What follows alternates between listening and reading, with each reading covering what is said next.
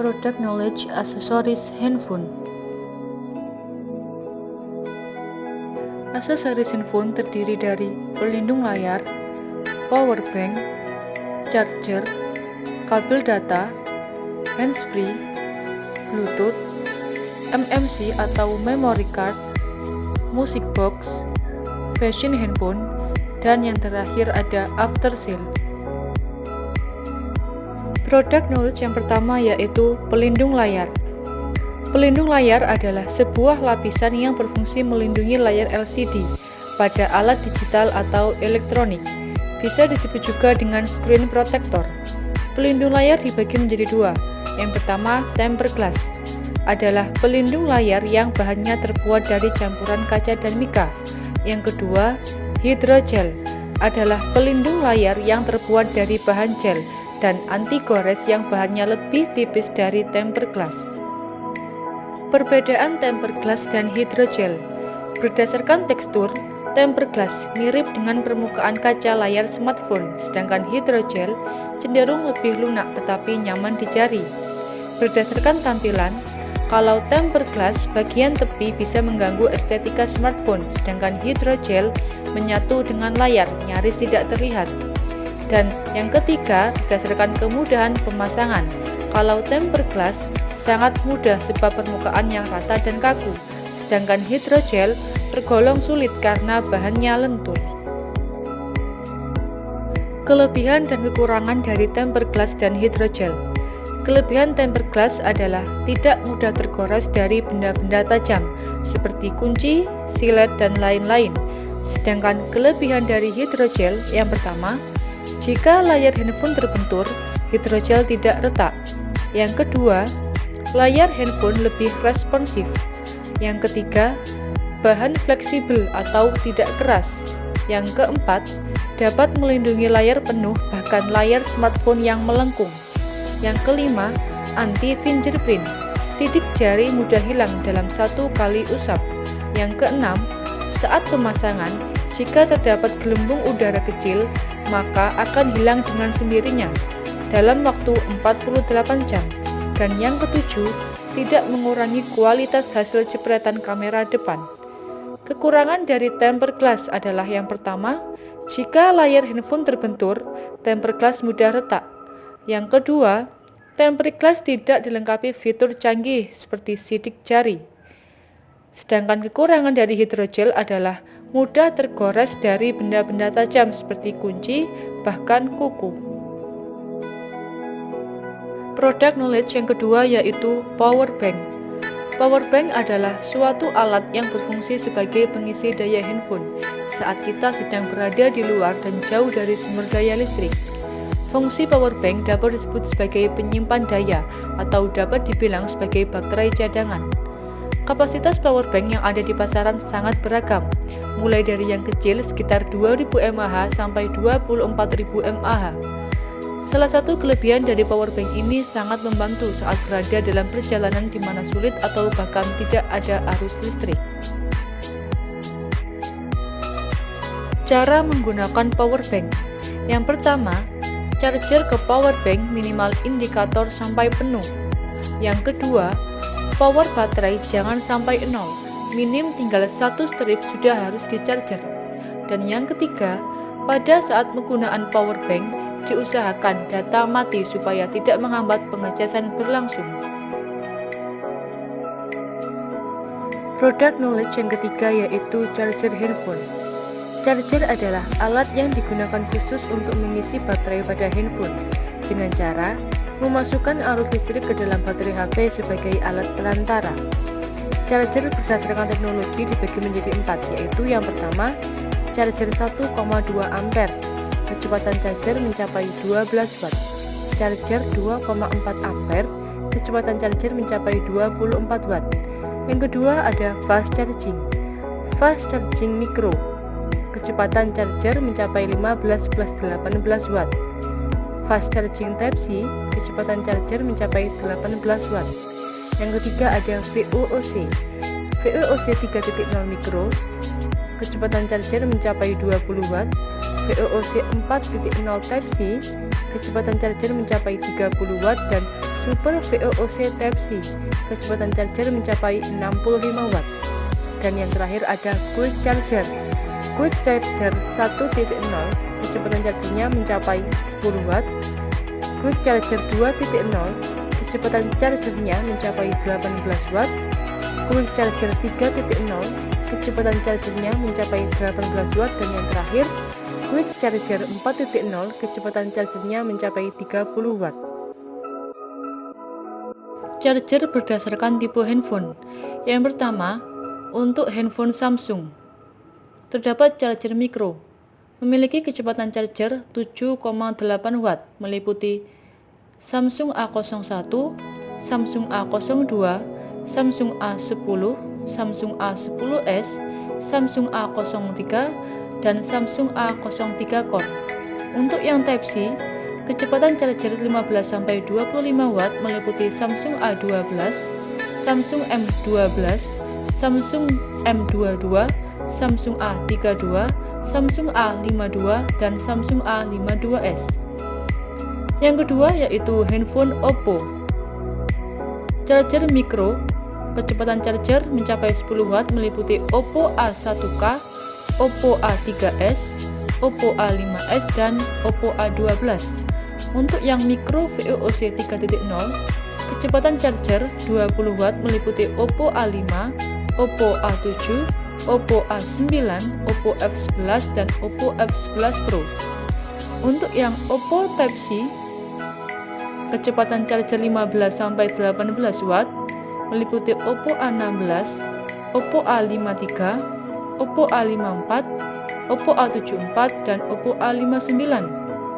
Sedangkan yang Type-C VOOC, kecepatan charger 30-65 Watt, meliputi Oppo Reno 4, Oppo Reno 4 Pro, Oppo Reno 5, Oppo Reno 5F, dan Oppo Reno 6.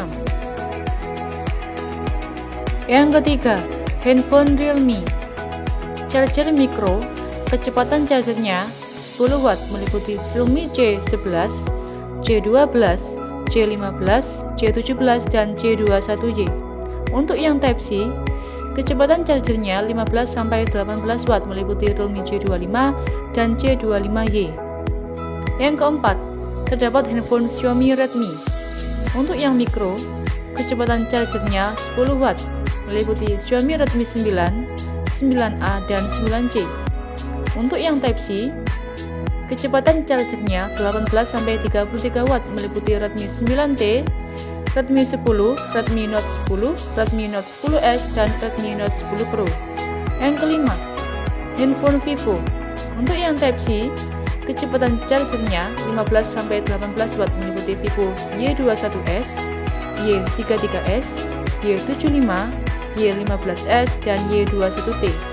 Untuk yang Type-C, kecepatan chargernya 30-45 Watt, meliputi Vivo V21 dan V23e.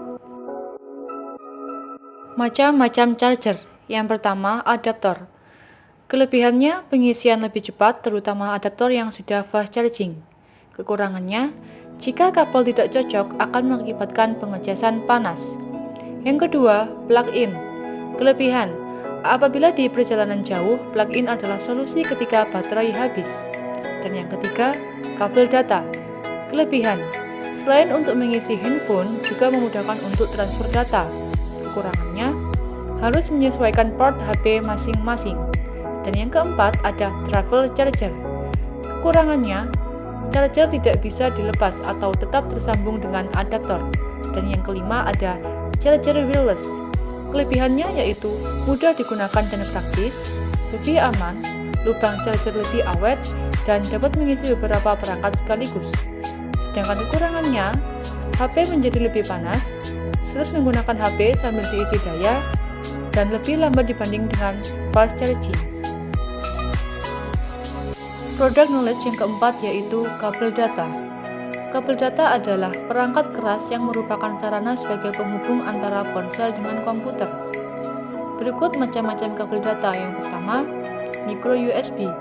Kelebihan, fleksibel dan mudah ditemui. Kekurangan, banyak ditemuinya konektor charger micro USB dengan kualitas rendah. Yang kedua, Type-C USB. Kelebihan: transfer daya dan data cepat, bisa menayangkan video 4K dan ukuran kecil. Kekurangannya, penggunaan kabel dan perangkat yang mendukung port ini juga masih belum banyak dijual di pasaran. Yang ketiga, Lightning. Kelebihan: hanya iPhone yang menggunakannya. Kekurangan: pengisian daya cepat namun cepat habis. Dan yang keempat ada Type-C to C. Kelebihan: bisa dibolak-balik, didukung fast charging, transfer data lebih cepat. Kekurangan: hanya HP mid-range dan high-range yang menggunakannya, belum disupport di banyak HP Android. Product knowledge yang kelima yaitu handsfree. Handsfree adalah alat bantu pendengaran yang diberi tambahan tertentu seperti mikrofon dan tombol fungsi menaikkan atau menurunkan volume dan menerima atau memutuskan panggilan. Yang pertama, earphone kabel. Handsfree kabel. Handsfree yang memiliki bentuk simpel dan mudah dibawa kemana-mana. Yang kedua, earphone Bluetooth. Handsfree yang bisa digunakan dengan fitur Bluetooth dan cocok digunakan untuk aktivitas olahraga. Yang ketiga, TWS. Handsfree yang bisa digunakan dengan fitur Bluetooth dan disertai tempat pengecasan seperti power bank. Yang keempat terdapat headphone Bando. Headphone yang difasilitasi Bluetooth dan jack audio. Untuk jack audio, bisa digunakan ketika baterai headphone habis. Yang kelima, headphone kabel.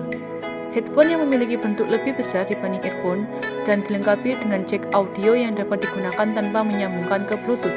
Dan yang keenam, handsfree gaming. Handsfree yang digunakan untuk gaming atau menonton film atau mendengarkan lagu, kualitas suara jernih dan memperlancar komunikasi karena terdapat mikrofon. Product knowledge yang keenam yaitu Bluetooth. Bluetooth adalah suatu peralatan media komunikasi yang dapat digunakan untuk menghubungkan sebuah perangkat komunikasi dengan perangkat komunikasi lainnya. Bluetooth umumnya digunakan di handphone, komputer atau PC, tablet, dan lain-lain. Jenis-jenis Bluetooth yang pertama, Bluetooth 1.0. Transfer data lambat dibatasi pada 1 Mbps dan jangkauannya hanya mencapai sejauh 10 meter. Yang kedua, Bluetooth 2.0. Transfer data lebih baik daripada Bluetooth 1.0, yaitu 2 Mbps dan 3 Mbps. Yang ketiga, ada Bluetooth 3.0. Transfer data antar perangkat menjadi lebih cepat, mulai dari 802,11 hingga 24 Mbps. Pada versi ini, link Bluetooth hanya digunakan untuk pairing dan pembentukan jalur akses data, sementara pengiriman dan penerimaan data menggunakan link wireless sama seperti Wi-Fi. Yang keempat, terdapat Bluetooth 4.0. Keunggulan utama Bluetooth 4.0 adalah hemat energi. Dan yang kelima, terdapat Bluetooth 5.0. Mempunyai jangkauan 4 kali lipat dari versi sebelumnya, mempunyai kecepatan 2 kali lipat lebih hemat energi, dan memungkinkan untuk terhubung kedua perangkat sekaligus atau dual audio. Product knowledge yang ketujuh yaitu MMC atau memory card. MMC merupakan sebuah alat yang berfungsi untuk tempat penyimpanan data digital seperti gambar, audio, dan video pada handphone atau kamera. Ukuran kartu memori ini bermacam-macam, mulai dari 4 GB sampai 256 GB. Product knowledge yang ke-8 yaitu Music Box. Music Box merupakan perangkat keras yang berfungsi mengeluarkan hasil pemrosesan berupa suara atau audio. Bisa juga disebut sebagai alat bantu untuk mengeluarkan suara yang dihasilkan oleh perangkat musik seperti MP3 player, DVD player, dan lain-lain. Sesuai namanya, speaker ini pada umumnya berbentuk kecil. Yang pertama, terdapat Music Box Bluetooth. Adalah music box yang tidak ribet dengan kabel, kualitas suara jernih, daya tahan baterai kuat, tahan air, dan mudah dibawa kemana-mana. Yang kedua, music box kabel adalah music box yang tidak cepat habis atau tidak menggunakan baterai, tetapi sulit dibawa kemana-mana. Yang ketiga, terdapat speaker kaleng, adalah speaker yang dapat dimasukkan USB dan MMC, namun tidak bisa digunakan dengan Bluetooth. Product knowledge yang ke-9 yaitu fashion handphone. Fashion handphone merupakan variasi untuk mempercantik handphone meliputi pop socket, pelindung kabel data, gurita, gantungan handphone, dan ring stand. Silikon. Silikon adalah case yang digunakan untuk melindungi bodi handphone agar tidak rusak atau pecah ketika jatuh di lantai. Silikon meliputi soft case, hard case, dan flip case. Tongsis.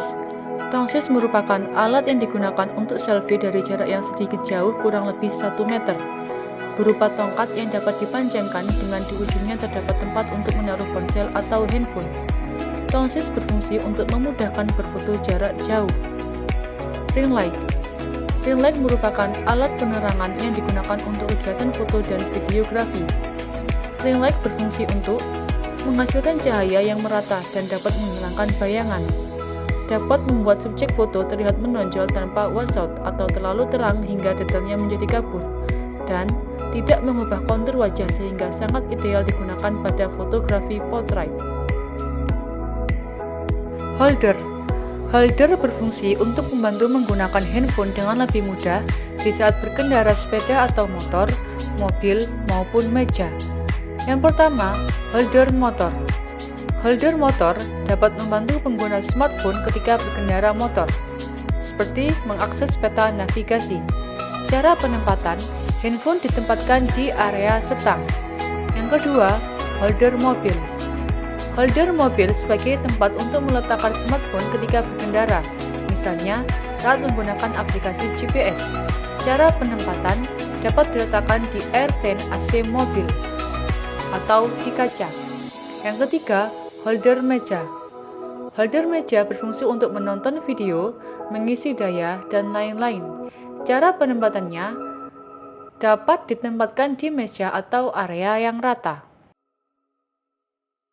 Tripod. Tripod adalah alat stand untuk membantu agar badan kamera bisa berdiri dengan tegak. Hal ini dimaksudkan untuk mengurangi kelelahan fotografer dalam mengambil gambar dan mengurangi derau yang ditimbulkan oleh guncangan tangan fotografer. Tripod dibagi menjadi dua. Yang pertama, tripod HP. Kelebihan: penopang kamera yang stabil, tinggi tripod dapat diatur sesuai dengan kebutuhan, dan hasil foto atau video akan jauh lebih bagus. Kekurangan: tidak bisa digunakan untuk menopang kamera. Yang kedua, tripod kamera. Kelebihan: penopang kamera yang stabil, tinggi tripod dapat diatur sesuai dengan kebutuhan, hasil foto atau video jauh lebih bagus, dan dapat digunakan untuk menopang HP. Kekurangan: lebih berat daripada tripod HP. After sale. Yang pertama, garansi servis 1-2 tahun, artinya apabila ada kerusakan, maka akan diperbaiki oleh pihak service center dan pihak SPC sebagai perantara. Lama waktu perbaikan dari service center kurang lebih 1 bulan. Dan yang kedua, garansi toko 1 minggu, menyesuaikan kondisi barang dengan ketentuan kondisi masih bagus, kartu garansi dan nota masih ada. Product knowledge perdana dan pulsa. Kartu perdana adalah kartu baru dengan nomor baru yang digunakan pertama kali. Cara mengaktifkannya dengan mengisi data diri sesuai KTP dan KK.